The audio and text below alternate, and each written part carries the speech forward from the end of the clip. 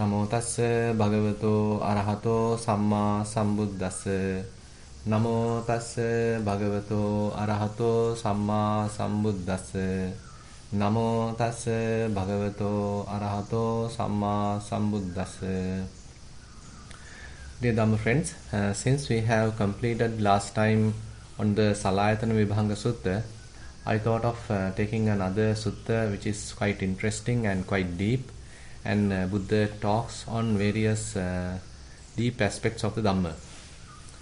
And this is available in Digha Nikaya, and it is called Potthapada Sutta.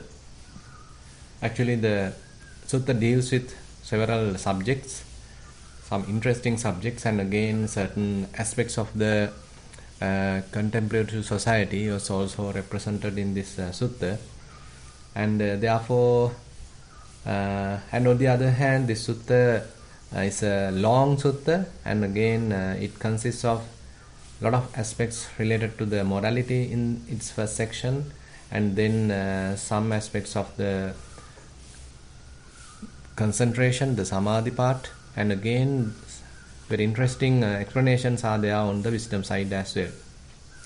Now, if we consider the sutta, if we go from the beginning, so in one occasion Buddha was living in the Savatthi in Anathapindika's Jetavanaarama monastery. At that time there is one wanderer called Potthapada, so he is staying at the debating hall. Now this debating hall is actually stated in the park of Queen Mallika, and this person is now actually with 300 wanderers. Now you can see the king, the Kosala, has actually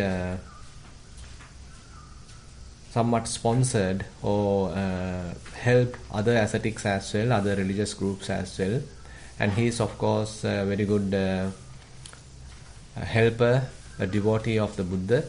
And Queen Mallika is also a very devoted woman, a queen of the Buddha.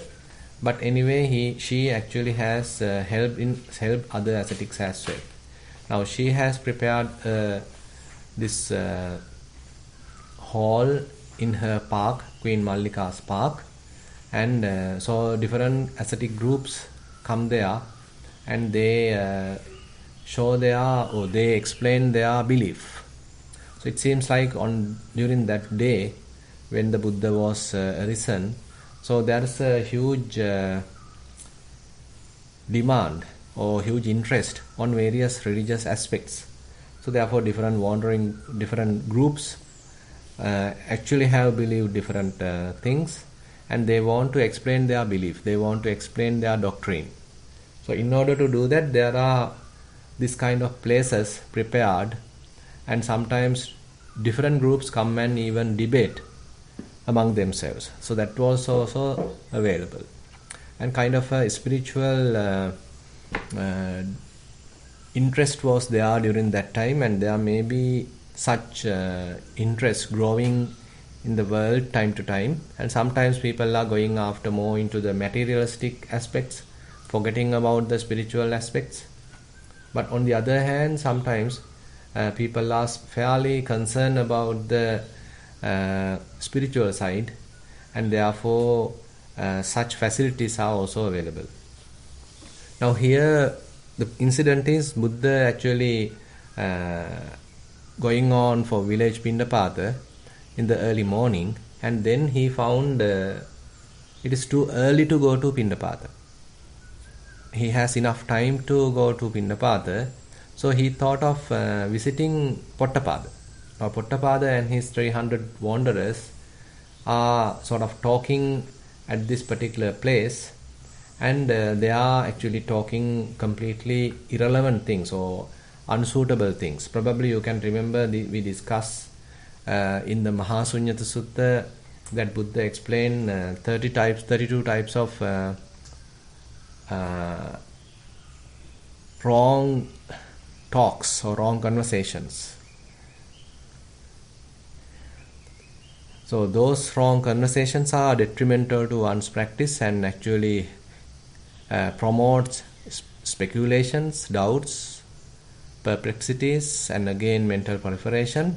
But anyway, these are the subjects that people like to discuss. So similarly here also, they were discussing not something suitable, not something beneficial, but something not beneficial. Now, while this was there, then Buddha thought to visit them, and while he approaches there, and then Potthapada has seen that Buddha approaching them.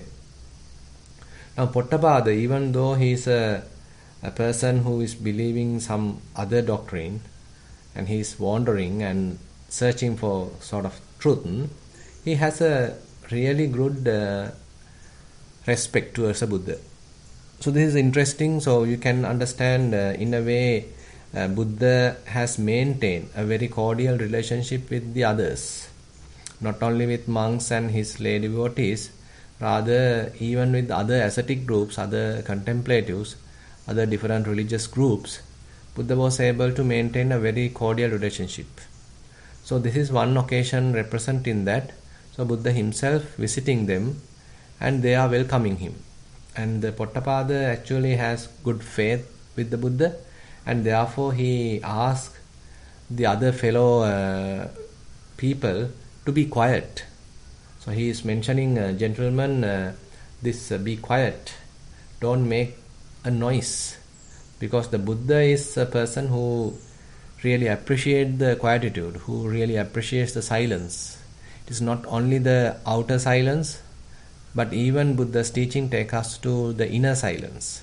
So therefore, Potthapada somehow recognized Buddha's these qualities, and therefore he instructs his fellows, other colleagues, to be quiet. So therefore they all become quiet, and then Buddha approached them. And as he approached them, and they have prepared the seat, and invite him to sit, and Potthapada also take a lower seat. Now you can see they have a very good faith, kind of trust, respect towards the Buddha, and he has given a higher seat as well. And once he arrived, then Buddha actually asked, "What did I disturb? While I was approaching you, what is the talk that you were continuing, and because of my arrival, where did you stop?" So likewise, kind of a very cordial, very friendly kind of a beginning Buddha takes. And then actually Potthapada mentioned that our discussion was not that much of beneficial, so you can actually know what we discussed, the subjects that we discuss even later, that has no much value. So anyway, Bhante, it's a really welcome, it's really appreciated that you visit. And actually I had some questions to ask you. So he is mentioning something happened a few days ago, and there was a debate kind of with different groups, Brahmins of various schools. There was a debate at the debating hall regarding the eradication of consciousness, so eradication of perception. So Sanya Nirodha. Actually Sanya Nirodha, even in this translation of Digha Nikaya, it is represented as extinction of consciousness. But in the Pali term, it is Abhisanya Nirodha. So that is very much like the removal of various perceptions. Even though the translator has translated it as extinction of consciousness, the Pali term is very much like Sanya Nirodha, that is the extinction of perception. On the other hand, when one is doing extinction of perception, actually gradually and parallelly converts the consciousness from conditioned consciousness to unmanifested consciousness. We can later discuss these matters, some highly advanced topics. Anyway, the translator of this Digha Nikaya translated it as extinction of consciousness. So there was a debate about that. Different religious groups, Brahmin groups, schools, they have come together and they were discussing these subjects, how one may do that. And then different views has arisen, and one was telling that perceptions arise and cease without cause or condition. So he is talking something entirely a different way. So one argument is, one was telling that the perceptions arise due to no reason, and therefore they also cease for no reason, and they are completely out of cause or condition. So this is one belief, one argument that a certain group has put forward. So when they arise, when one is conscious, and when it ceases, one is not conscious, and it comes without any cause and condition. So this is something, one belief they were given. And then another person was telling that it is not so. Perception is the self. Perception is the self, and it comes and goes. When it comes, one is conscious, and when it goes, one is not conscious. Once it has gone, one is unconscious in a way. So basically, this is another belief they were discussing. This is the second one, we can say. Then the third one is mentioned that there are Brahmins of great powers, and they are actually of great influence. So they are the ones inserting or drawing down consciousness into a man. And then that mighty power person withdraws that consciousness, perception, and that is on his command. So when he influence that consciousness or perception, then one is conscious. And when one has withdrawn that, then he is not conscious, he is unconscious. So this is the third belief this particular person, this another group of Brahmins were telling. And then another group was telling it is kind of deities are there with great powers. Not a Brahmin, but various deities are there. Maybe celestial beings are there who are more powerful, and they are the ones influencing onto consciousness. So they are putting the consciousness into one's mind, and they are the ones withdrawing that consciousness from one's mind. When they have put it, they are conscious. When they have withdrawn it, they are unconscious. So these kinds of four views they have put.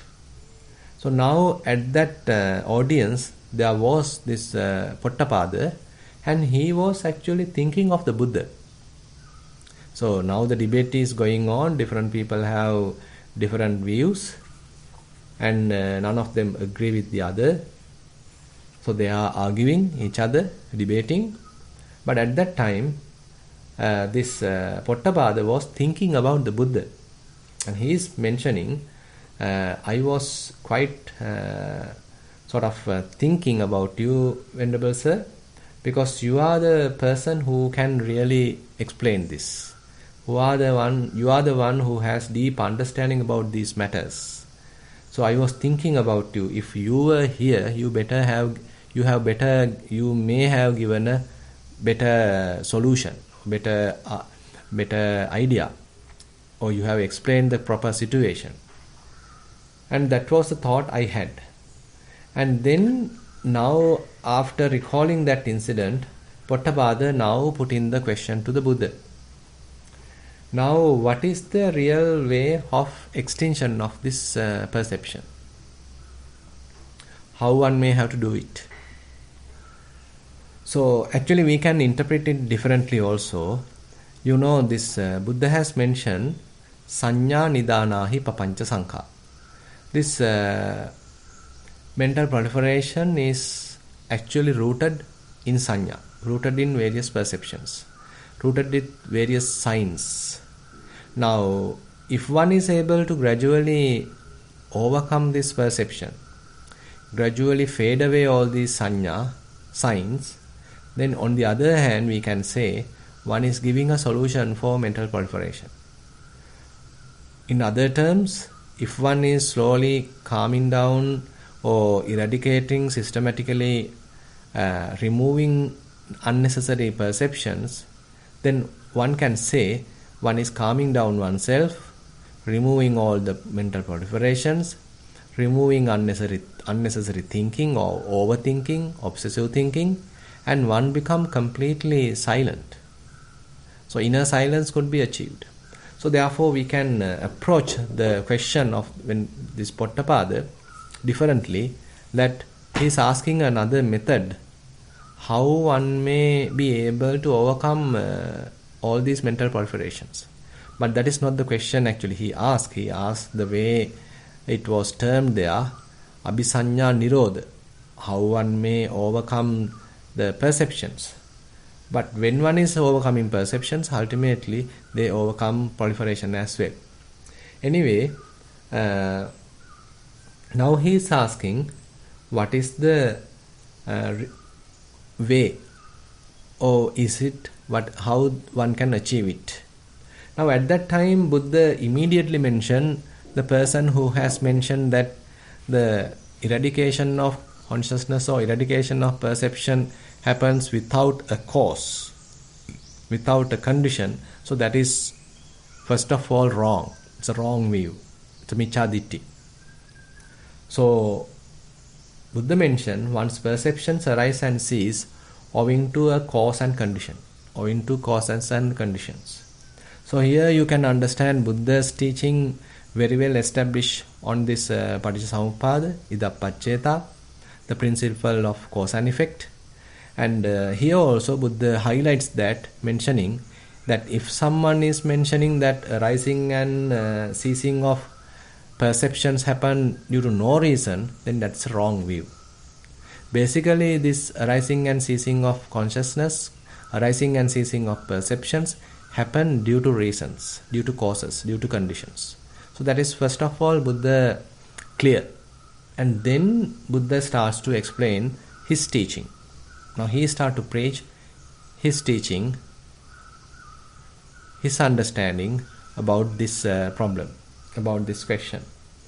Now he is getting to telling this perceptions arise through training and some perceptions pass away due to training. Now training is mentioned here, sikkha. Sikkha is the term used in Pali. So there is a beneficial training. When one follows such beneficial training, one is able to overcome unnecessary or harmful perceptions. On the other hand, when one is following a beneficial training, one is able to develop maybe some beneficial kind of perceptions. Now this is something Buddha mentioned. So on the other hand, we can say one is developing some refined type of perception so that one can eliminate the gross kinds of perceptions. Actually, differently also we can say, probably you can remember in Salayatana Vibhanga Sutta, Buddha highlights some close technique, what we call as idang nissaya idam pajahata. Using this, abandon that. By means of this, abandon that. So this is a very interesting principle where Buddha uses, say if you want to remove some unwholesome behavior, you may be undertaking some wholesome behavior. Using wholesome behavior, you are trying to abandon unwholesome behavior. Suppose your mind has some angry thoughts, so you can abandon them by means of loving kindness.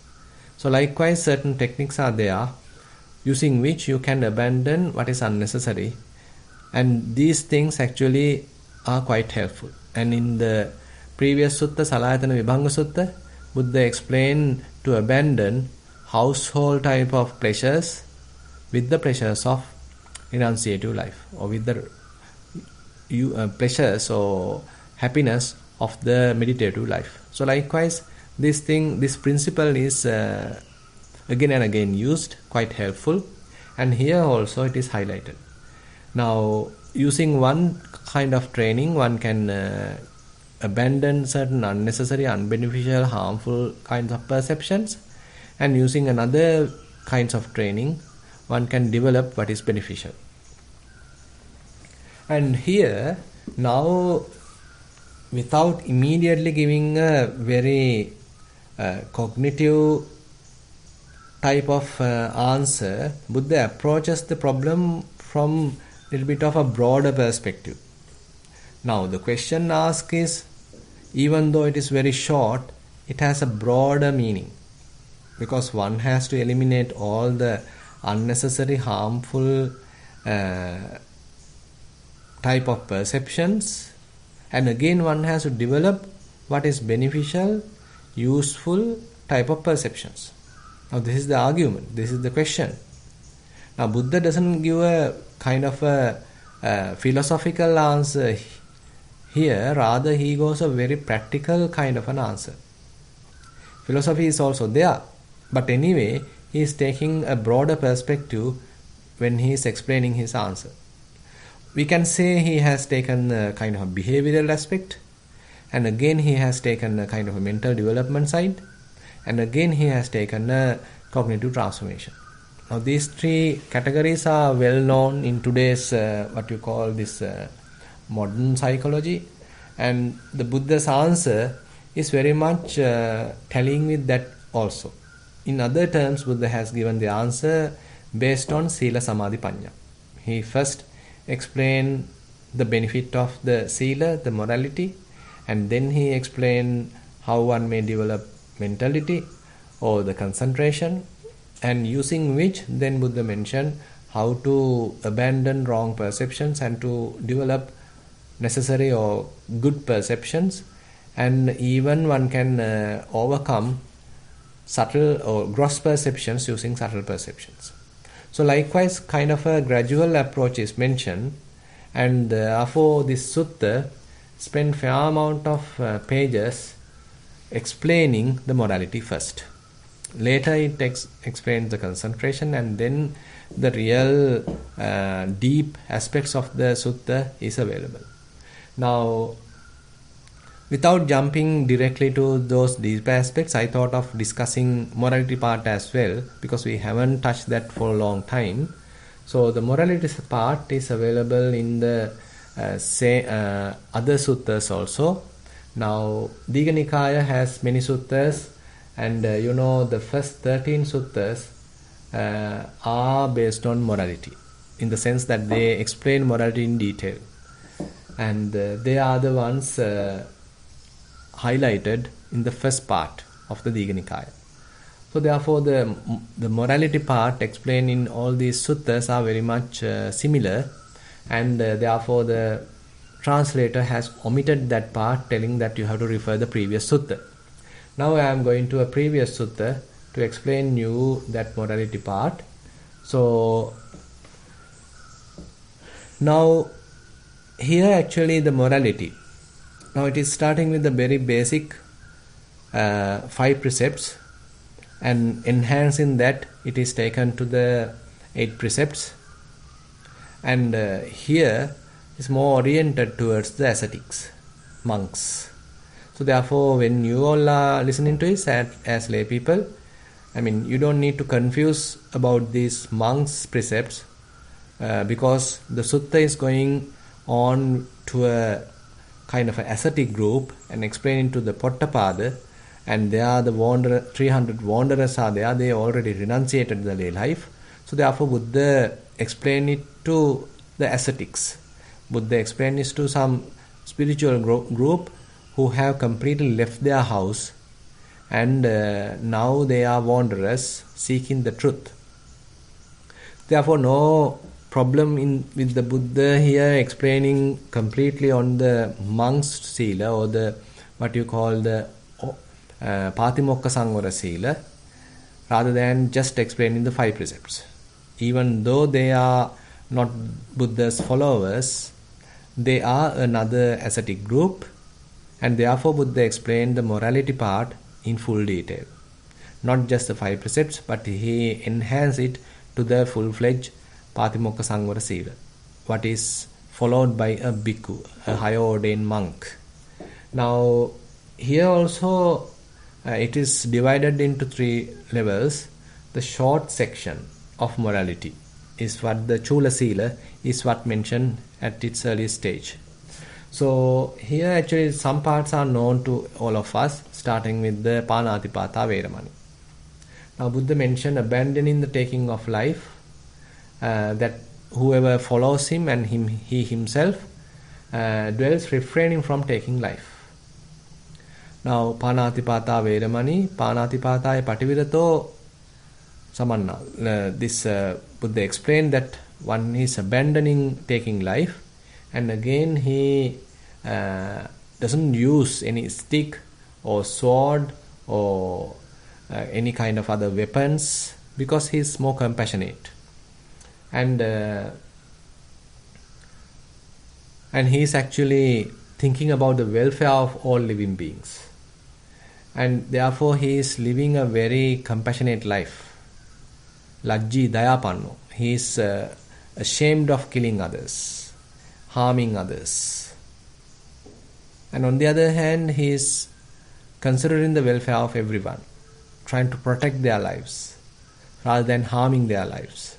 Now this is even though they are very basic, now you can even understand today how important this kind of a precept, because people are not much caring about others' lives, and they sometimes kill others and kill animals. So they actually have not very much neglected these kind of very basic principles. And Buddha starts with that, mentioning that abandoning the taking of life. So we don't have any kind of a right to kill another person, right to kill an animal, and they of course have the right to live. So if we are taking someone else's life, so that is where we are doing a transgression. Now here therefore Buddha mentioned that the follower of the Buddha is abandoning taking of life. And then further, the second one, dwells refraining from taking what is not given. That is the stealing. So basically the follower does not steal. Buddha's disciples does not steal. So they are living a very pure life, accepting only what is given. And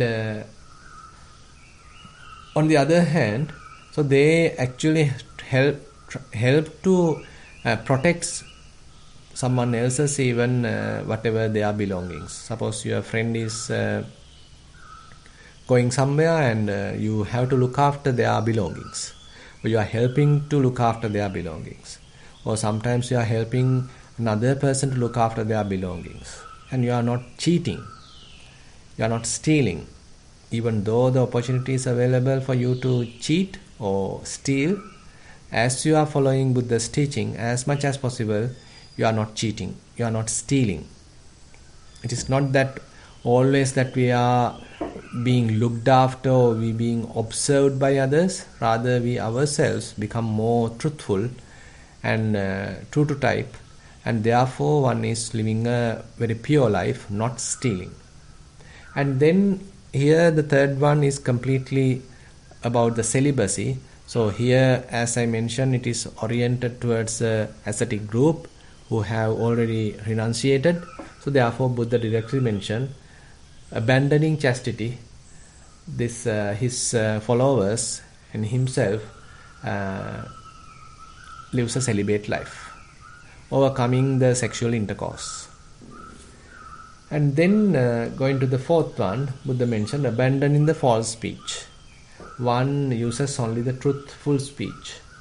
He's a truth speaker, and he's trustworthy. Therefore, he's dependable. And people start to understand that when one is truthful and he abandons all the false speech, then slowly people understand this person's character. Then he become well appreciated, and he become kind of a dependable person, a trustworthy person. Actually, sometimes we don't understand the benefits of these precepts, but here, time to time, it is possible to understand the benefits. Because, say for example, when one becomes truthful, immediately we can't understand the benefit. But as you are continuing that nature, even when you can lie, you are not lying. Even when there's an opportunity to cheat, you are not doing it. So likewise, when you are living that kind of a life, then you become trustworthy. This trustworthiness that we have to, in a way, win. You can't force others to trust you. Rather, you are living an exemplary life. So then others slowly start to trust you. It is something you are slowly developing. You are slowly cultivating. And when you become trustworthy, so you have earned something. It is not material, but it is something really beneficial, and again it has other benefits as well. When you become trustworthy, so they may give you some even more kind of tasks, in the sense which are more serious, because you are dependable, you are trustworthy. They may even reveal their secrets. So likewise, a trustworthy person is a blessing to a group, to a society, and without cheating others, without lying to others, so he maintained this trustworthiness. And then Buddha mentioned abandoning malicious speech.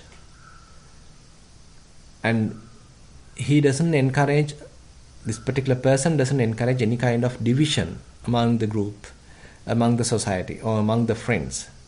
So if there is two friends who are now have somewhat separated, who bearing some grudges, so this person may go and try to reconcile it.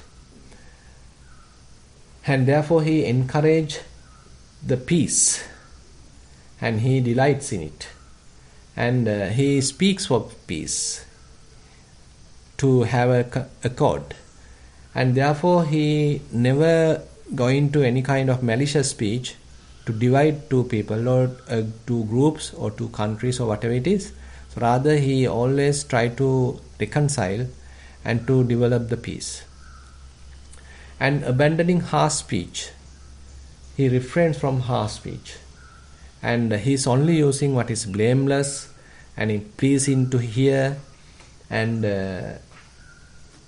again what is agreeable, and it is again, the words are used which are more sort of cordial, more closer to the heart, reaching the heart, and pleasing and attractive words are used. Now you can see how Buddha has explained a very pleasant way of life, how one can deal with others, because using words we are communicating with others, and actually using words we are harming ourselves and the others as well. So how, if we are using proper words, if we are using soft words depending on the situation, then actually we can maintain a good relationship. And on the other hand, abandoning idle chatter. Buddha mentioned here that one speaks only what is necessary, to the point. And he may discuss about the discipline, the Dhamma, and probably you can remember the 10 subjects that Buddha recommend to discuss. Appicata, Santuttita, like that. So there were 10 subjects Buddha explained, 10 topics Buddha explained to discuss. So likewise, one's discussion or one's talk is fairly useful. He has abandoned idle chattering, and whatever he is mentioning, whatever his talk is very much like a treasure, quite useful. There is nothing to abandon, nothing to give up. Rather, everything what it has mentioned is really true, really useful, really beneficial, maybe either in the mundane life or in the supramundane life. Now, these are the points first highlighted by the Buddha, and this actually we can say very much like the bodily and verbal conduct, proper conduct. And then Buddha mentioned about the other sides which are more relevant to the ascetics. Now he mentioned his followers, monks, have abandoned damaging seeds and crops. Probably you can remember how Buddha established the Vassa season or rainy season. Vassana. Now, during that time, monks used to wander every day, but the other ascetics basically stopped wandering during the rainy season. So other people start to complain why this recluse Gautama and his followers are wandering even during the rainy season, our crops being harmed. So Buddha then put the what you call this Katina Sikkhapada, where during the rainy season one has to stay in a monastery without wandering, without traveling. Now that is how the 3 months of the rainy season, where the monks have to observe certain rules and to stay in a particular monastery without wandering. So that is being practiced even today. So monks have to select a particular monastery and they, as much as possible, adhere to that monastery. And then Buddha mentioned he avoids watching dancing, singing, music and shows, and all these things are very much into the entertainment. So he avoids that kind of entertainment.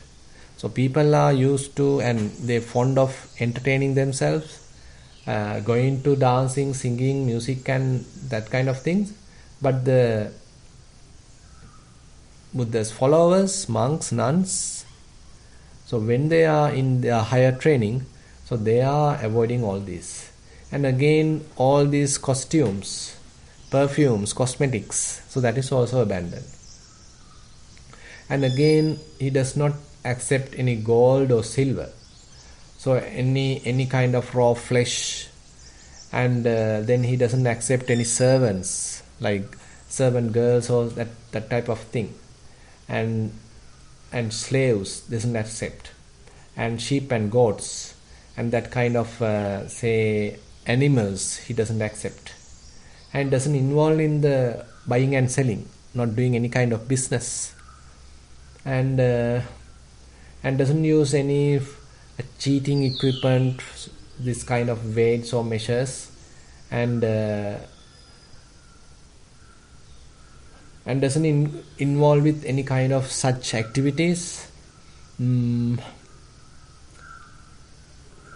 Actually, very much like the other part is very much explained. So basically, these are very refined level of precepts, and Buddha mentioned that his follower and himself is very much like adhere to these precepts. And then he get on to the middle kind of modality, middle section. There he mentioned that certain ascetics, certain Brahmins, even though they are fed by the faithful, or they are being given all the alms, after eating that, so they are addicted to some destructive things. So they are actually being fed by generous devotees. After eating their whatever food, so these people are not really properly behaving. So Buddha highlights here again this point. So here Buddha mentioned his followers, after having alms, is not involved with any kind of a destructive activity, and here starting with the agricultural points, his followers are not destroying the roots, seeds, etc., because that is harming the plant life.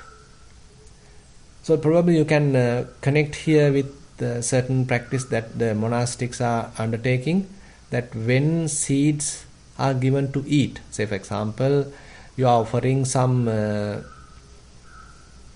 seeds which has the potential to plant, to germinate. Now if such seeds are available, then monk has to ask for their to make it allowable, what we call the kapyam. So then monks is asking to make it allowable. So then the layperson has to make it allowable by saying that this is allowable, this is allowable, this is allowable 3 times. So it's a kind of a practice followed by monastics.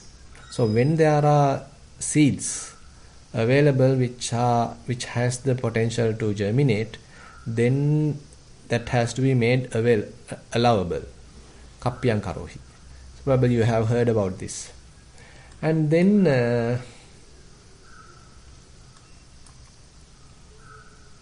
and another point highlighted here, higher ordained monks are not allowed to store food. And that is highlighted here. So he is not storing stuff. He is simply living a very simple life, frugal life. Doesn't storing anything. And maybe food, drinks, clothes, beds, perfumes, meat, and these kinds of things he's not interested, or he's not allowed to store. So that's why monks have to go on Pindapada daily. He can't simply gather or accumulate dry rations and cook by himself, or ask someone else to cook for him. But sometimes these things have somewhat diluted today, and due to certain reasons, sometimes monks themselves are cooking, and sometimes he is keeping another lay person to do those things on behalf of him, or sometimes they are using a refrigerator to store food. So you can see, things have somewhat diluted, and these Vinaya rules are somewhat changed nowadays. And then similarly, Buddha mentioned that certain ascetics, after eating what is given by the generous devotees, they sometimes involved in dancing, singing, music, and using various musical instruments, and sometimes using various animals for different plays, and looking at that kind of playful activities. So sometimes looking at various fighting, different wars, and sometimes army parades. So all these things Buddha mentioned are not done by his followers, by his ascetics. Now these things are some subtle aspects which is coming to the Patimokka Sangvara Sila, where Buddha explains altogether 227 rules for the higher ordained monks. So they are at different places, these points are highlighted. Here actually the given kind of a summary of those rules, those precepts, and going to look at wars, going to look at armies, their parades, their training, and all those things Buddha didn't recommend. But on the other hand, nowadays we have, even though monks doesn't have to physically go there, they can either switch on a TV, they can either switch on to internet, and they can see them even live. And they don't need to visit a musical show, but while at his hut, at his temple, they can simply switch on the TV. Various entertainment channels are available, they can look at them.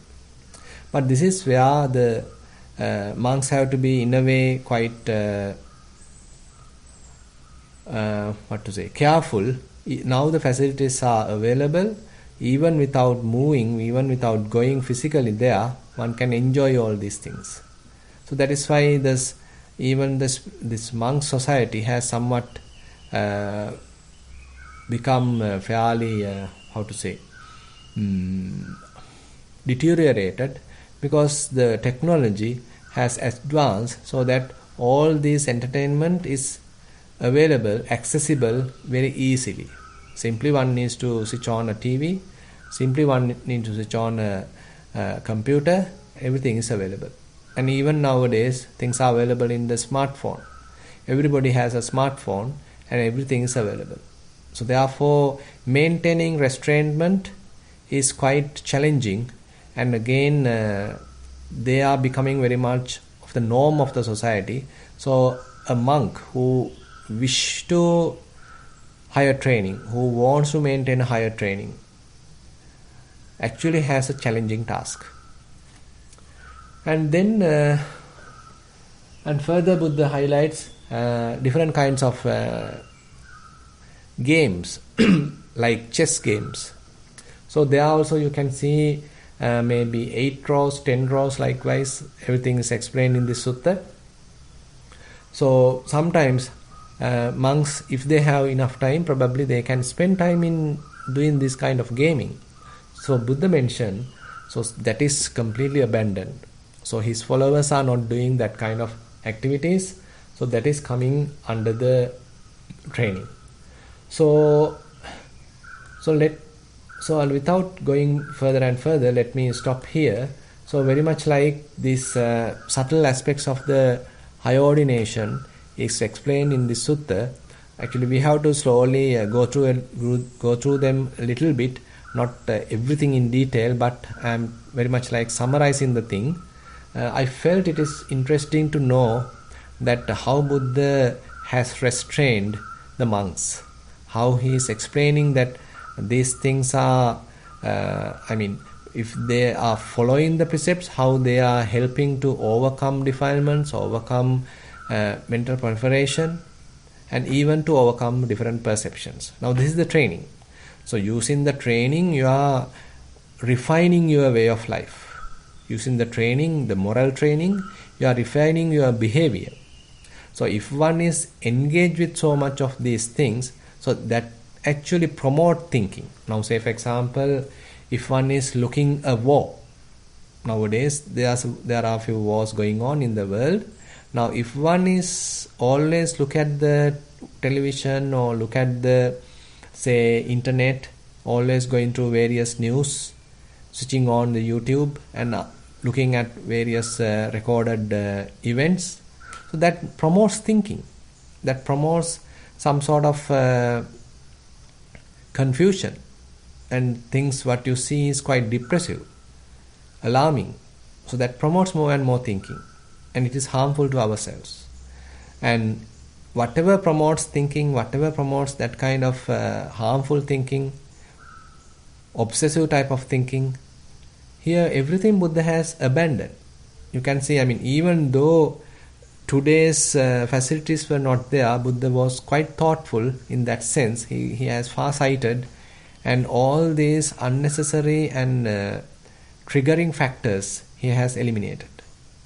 So basically he has instructed, don't go to those places, abandon this kind of enjoyment,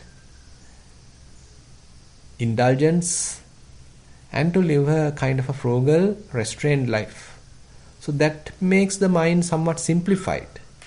Without having all these complexities, now one's mind is fairly simplified, one's life is quite easy, and others can feed that particular person easily. He is not a burden to the society, but he is maintaining a very frugal, simple life. And again, his way of life has less opportunities to mental proliferation. He is not involved with too much of perceptions. Now, when someone is in a really city environment, so many things are there. There may be movies, there may be musical shows, there may be other auctions. So you don't need to go out. Now everything is available at your house. You can switch on the TV and hundreds of channels are available. And you can switch on to the internet. Everything is available. So information has completely, in a way, overwhelmed the mind. So people are more fond of going through all these things, and they are completely spending time with all these things, and they are ultimately end up with kind of mental issues, various kinds of disorders. Mental disorders ultimately they get on to, because we don't know the limit. We are not restraining ourselves. So here Buddha highlights that all these behavioral aspects are quite useful for the training, so that one can eliminate all unnecessary perceptions, so that one's mind can be kept simple as well as fairly pure. So with that, I like to conclude today's Sutta teaching sessions. We'll continue from that point on next week. And I like to open the session for questions. Anybody who wants to ask any question, you can raise your hand Okay, I think since we have discussed some sort of moral aspects today, there seems no question, and Shalika seems also quite quiet. Waiting someone to ask a question. Okay, yeah. So since today there are no much into the meditation, so it is obvious that there are no many questions. But anyway, recognizing how Buddha has sort of designed his whole teaching, not just a kind of a dogmatic philosophical side, but he has actually discussed the moral side. He has discussed the mental development. The behavioral aspects are discussed. Behavioral therapies are discussed in that way. And the mental side, mental development is also discussed. And again, the cognitive aspects, more intelligent and more wise approach is also taken. Now, therefore, it's a kind of a multifaceted solution he is always given. So we can't therefore neglect these moral aspects, thinking that I am simply meditating, I don't need to think about all this morality. So we can't say like that. So all these things are designed so that we are moving forward a kind of a firm solution, not a kind of a temporary solution. But when we are approaching all these three kinds of trainings, Sila, Samadhi, Panya, so they actually help each other. The morality helps to develop concentration, concentration helps to develop wisdom, wisdom helps to further refine one's morality. So likewise, they are fairly interdependent and they help each other. So therefore, the Buddha's whole solution, this Sila, Samadhi, Panya, is very much like three stones which are, without any of them, we can't come to a firm solution. Yeah, okay, if you don't have any question, then probably we can wind up today's session. Thank you, Bhante. Thank you so much. I think it's really, you explain like into detail, so that may be the reason like nobody has any questions. So Okay. it was clearly explained. Thank you so much, Bhante. Okay, then we'll wind up for today's session and we'll share the merits by reciting traditional verses. Ettavatacha amhehi sambataṃ punya sampadaṃ sabbe deva anumodantu sabba sampatti siddhya. Ettavatacha amhehi sambataṃ punya sampadaṃ sabbe bhuta anumodantu sabba sampatti siddhya.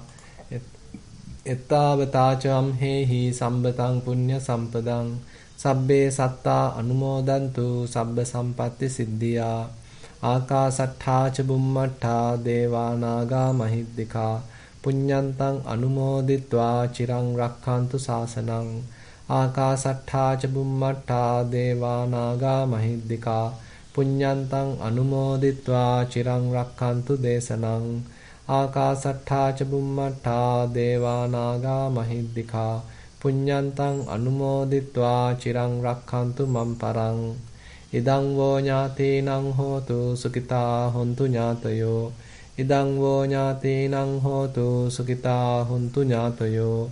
Idang vo ñātīnaṃ hotu sukitā hontu ñātayo. Imina punya kammena māme bāla samāgamo. Sataṃ samāgamo hotu yāva nibbāna pattiyā. Imina punya kammena māme bāla samāgamo. Sataṃ samāgamo hotu yāva nibbāna pattiyā. Imina punya kammena māme bāla samāgamo. Sataṃ samāgamo hotu yāva nibbāna pattiyā. Sadhu, sadhu, sadhu.